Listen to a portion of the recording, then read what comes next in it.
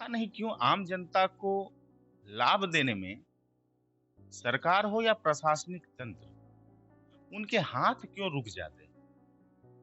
ये एक ऐसी आम समस्या है जिससे 2-4 हर दिन होते हैं। मीडिया में आए दिन खबरें चलती है, लेकिन इसमें कहीं न कहीं एक समस्या और नज़र आती है कि राजनेताओं में इच्छा शक्ति का घोर अभाव दिखता है कि वो जनता के हक की बात करें। और ये मामला उठ चुका है पलामू में। ये गैर मामला नहीं है, ये मामला ऐसा है जिसमें सड़क निर्माण यानी कि विकास की तो बातें हो रही है, लेकिन जनता उस विकास में बाधक नहीं बन रही है। वो कह रही है कि हमें मेरा हक तो दे दो, उसके बाद विकास करो ना। विकास के नाम पर विनाश की ये कैसी लीला होती है, इसका चर्चा आज चारों ओर हो रहा है। मैं हूँ एपी लकी और अब पलामू पत्रिका पर आज बातें हो रही है उस शख्सियत से जो अब तक एनएच 39 जो रांची से चलकर विंडमगंज जा रही है, लेकिन भोगू से लेकर के संखा तक की बात करें तो समस्याएं रैयतों को लेकर के, विस्थापितों को लेकर के वही है कि मुआवजा नहीं मिल रहा है। अब तक किसी राजनेता ने इच्छा नहीं जाहिर की वो जनता के साथ नहीं आए, यानी कि कहीं न कहीं वो जनता से दूर हैं आज के वक़्त। हो सकता है चुनाव नहीं होगा, लेकिन एक शख्सियत है, नाम है अभिमन्यु सिंह, विश्रामपुर विधानसभा क्षेत्र का विकल्प सामने नज़र आते हैं। अभिमन्यु सिंह रैयत न्याय संघर्ष मोर्चा बना चुके हैं। क्या आलम है कि आपको इतना आना पड़ा और जिस तरह से पिछले दिनों हुए प्रेस कॉन्फ्रेंस में भीड़ दिखाई दी, उससे समझ में आता है कि काफ़ी संख्या में रैयत है जो कहीं न कहीं मुआवज़ों को लेकर के साशंकित है और डरे हुए हैं। देखिए, एनएचआई 39 रजहारा से लेकर के संखा हमारे विधानसभा क्षेत्र में आता है और वहाँ तकरीबन 15 गांव अगल-बगल हैं, वहाँ से रजहारा से लेके संखा तक। और उनकी ये स्थिति यह है कि उनको मुआवजा मिलना चाहिए कृषि के रूप में नहीं, उनको मुआवजा मिलना चाहिए आवासीय क्षेत्र के हिसाब से। लेकिन सरकार कृषि के क्षेत्र से के हिसाब से दे रही है, जो कि गलत है।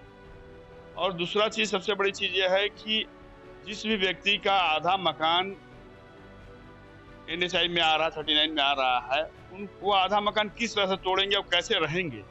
तो यह विकल्प सरकार को तय करना है कि उसकी पूरी जो घर है उसको ले ले और उसको अपना मुआवजा दे दे। तीसरा है कि एसटी-एससी परिवार हमारे हैं कुछ जो कि अपना मकान बना लिए हैं एनएच 39 पे, उनका कागज़ नहीं है, उनका ज़मीन का कोई कागज़ात नहीं है। तो वो उन्हें विस्थापित करने से पहले उनकी व्यवस्थाएँ कर दी जाएँ, तब उन्हें मान लीजिए उनका घर तोड़ा जाए, क्योंकि वो जाएँगे कहाँ आखिर? सवाल है अभिमन्यु जी कि आखिरकार हाथ क्यों इनके काँपते हैं इनको पैसा देने में? और अगर आप कह रहे हैं कि वो आवासीय ज़मीन है, तो आवासीय ज़मीन है तो उसको कृषि भूमि किया किसने? ज़रूर इसका तो निरीक्षण किया होगा, इसकी समीक्षा की गई होगी। देखिए, अधिकारियों की लापरवाही की वजह से यह हो रहा है और सबसे बड़ी चीज़ है कि हमारे यहाँ जो जनप्रतिनिधि हैं वर्तमान में, जो हमारे यहाँ विधायक हैं, उन्हें कोई मतलब नहीं है जनता-जनार्दन से कि क्या हो रहा है, नहीं हो रहा है, मर रहे हैं, जी रहे हैं, कैसे क्या कर रहे हैं, कोई उन्हें मतलब नहीं है। और इसी का परिणाम है कि अधिकारी बेलगाम हो चुके हैं। बस अपना महाविद्यालय, विश्वविद्यालय चल रहा है। बस वो अपने विद्यालय, महाविद्यालय या यूनिवर्सिटी बना लिए हैं, अपना चल रहा है, उनका चलते रहे। उससे मतलब है उनको जनता सुख में है कि दुःख में उन्हें कोई मतलब नहीं है। उनको दलगत वोट मिल जाता है, जानते हैं, तो उन्हें पता है कि हमें कुछ करने की आवश्यकता नहीं, दलगत मिल ही जाता है, तो क्यों परेशान होंगे हम? ये बात ख़ास है। ये अभिमन्यु जी की बातों में समझने की बात है, क्योंकि हम उन बातों को, उन पॉइंट्स को बार-बार आपके ओर आकर्षित करने के लिए इसलिए कहते हैं, दलगत दलगत वोट। दल भी वैसे होते हैं जो वैसे लोगों को जो उसके लायक भी नहीं होते, वैसे लोगों को अपना उम्मीदवार आपके सामने घोषित कर देते हैं। अब आपकी मजबूरी हो जाती है, आप चुनते हैं ऊपर का चेहरा देख कर के, तो लाज़मी है कि असर तो पड़ेगा। इसलिए ये बातें कर रहे हैं और वाक़ई में ये तो कहने वाली बात हक़ भी बनता है चूँकि खुद बबलू सिंह खुद उतरते हैं मैदान में और लगातार अपना वोट अपना दम पर बनाए हुए हैं। लेकिन इन सब में जो बातें आ रही हैं कि एससी, एसटी तो ये तो प्रावधान होना चाहिए ना कि जो पिछड़े वर्ग के हैं, वैसे लोग हैं जो गरीब हैं, उन्हें सिर्फ़ ज़मीन का मुआवज़ा ही ना दिया जाए बल्कि उनके वाक़ई में कहीं मकान बना दिया जाए। जी, उन्हें मकान बनाने की ज़रूरत है। वह परिवार हमारा सबसे गरीब परिवार है, उन्हें देखने के लिए हम जैसे जनप्रतिनिधि आगे बढ़े हुए हैं और सरकार से आग्रह करते हैं कि उन्हें सबसे पहले उन्हें वहाँ से अगर विस्थापन करना है तो उन्हें कहीं न कहीं अच्छी व्यवस्था देके उनके मकान बना दिया जाए, उसके बाद उनको वहाँ से हटाया जाए। उसके बाद बाकी लोगों को देखा जाए क्योंकि उनके पास ना ज़मीन है, ना संपत्ति है, 2 वक़्त खाने के लिए अच्छी रोटी की व्यवस्था नहीं है, तो उन्हें पहले व्यवस्था की जाए और बाकी सभी हमारे जो रईती हमारे जो ज़मीनदाता हैं, ज़मीन देने वाले लोग हैं, बहुत सारे ऐसे लोग हैं आज तक ज़मीन बेचे नहीं हैं कभी। और वहाँ हो रहा है कि नहीं आप नहीं बेचे हैं तो आपको 6,000 रुपए लगेगा। तो ये कोई तरीका नहीं है, वो आवासीय कर दें। हम हमारी आवश्यकता नहीं पड़ी, हम ज़मीन नहीं बेचे, सरकार हमसे माँग रही है, वो तो सरकार को हमारा देना फ़र्ज़ है कि हमारा एनएच चौड़ा होगा इसलिए। लेकिन यहाँ सीधा जान लें कि अधिकारियों की तानाशाही हो रही है और इसे बंद होने की ज़रूरत है और किसानों को उचित मुआवजा मिले और आवासीय के रूप में मिले, मैं यही माँग करता हूँ। हमने गौर किया आप लोगों का जो विज्ञप्ति जारी है तो उसमें हमने गौर किया एक बात की शंखा, कधवन, जरका होते हुए आप बसना, बिरमोरिया, पैरिया तक आते हैं। तकरीबन दशहरा तक तकरीबन बहुत सारे एकड़ ज़मीन जा रही है। उसमें आप कहते हैं कि सबसे अधिक भंडार की ज़मीन की कीमत है। तो उसी कीमत से सबको दिया जाए। क्या इसके पीछे रैयतों का या आप लोगों का क्या सोच है? सोच यह है कि बहुत जगह ऐसा है कि 6,062 रुपए डिसमिल है, 4 गुना बढ़ेगा तो 24,000 रुपए डिसमिल होगा।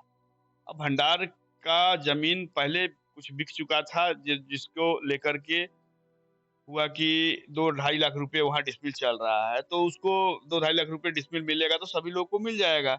इसलिए वो सबसे ज़्यादा वहीं पे है। इसलिए हम लोग चाह रहे हैं कि उसी रेट से सबको मिले और सरकार उचित मुआवज़ा दे ताकि मान लीजिए कि लोगों को यह फीलिंग ना हो कि हमारी सरकार ने हमारी ज़मीन को औने-पौने दामों में ले लिया है। ये कहिए लूट लिया। लूट या कहा जाए कि सीधा लूट लिया जा गया है। तो ऐसे बचने की ज़रूरत है और वैसे हम आपको बताते हैं कि जो अधिकारी हैं, वह इतने माने निरंकुश हैं कि उन्हें यह माने सोच ही नहीं है कि हमारे जो कृषि भाई बंधु हैं, जो खेतिहर लोग हैं, उनको अच्छी मुआवज़ा मिले। उनको बस अपना है कि बस इसको किसी तरह से कॉलम पूरा कर दिया जाए। तो यहाँ कमियाँ हैं अधिकारियों में और यह कमी सरकार ही दूर कर पाएगी और हम लोग जहाँ ज़रूरत होगी आंदोलन आज धरना प्रदर्शन 2023 को करने जा रहे हैं। हम लोगों ने अल्टीमेटम दिया था कि अगर 1 हफ्ता के अंदर अगर रिजल्ट नहीं आता है तो हम लोग धरना प्रदर्शन करेंगे।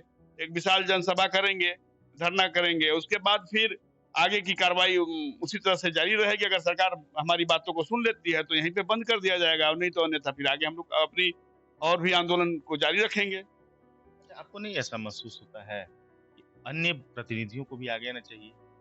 क्योंकि क्षेत्र सिर्फ़ एक शंखा से रजहारा की बात नहीं है। एक स्थानीय विधायक की हम बात नहीं कर रहे हैं, एक विपक्ष की ही हम बात नहीं कर रहे हैं।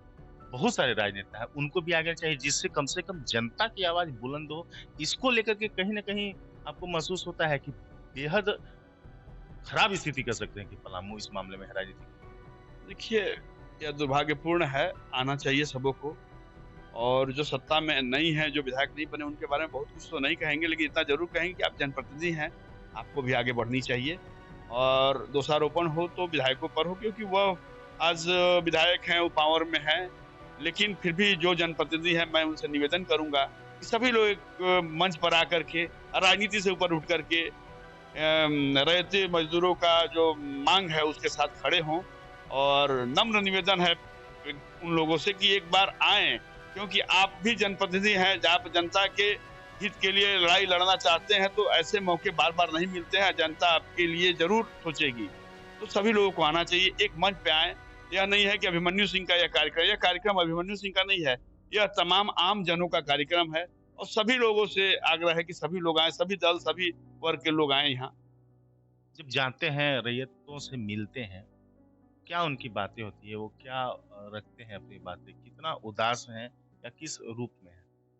देखिए, सबसे बड़ी चीज़ है कि वह उनके मन में विधायक के प्रति तो इतनी ज़्यादा उदासीनता है, वो कहते हैं कि अगर विधायक के पास जाएँ तो वहाँ बस एक ही शब्द है कि हमें तो मोदी जी के नाम पर वोट मिलता है, आप लोग वोट थोड़े हमको करते हैं, सो आप लोग के लिए मैं क्या करूँ? तो स्थिति ऐसी है कि उनसे अपेक्षाएँ तो हैं नहीं।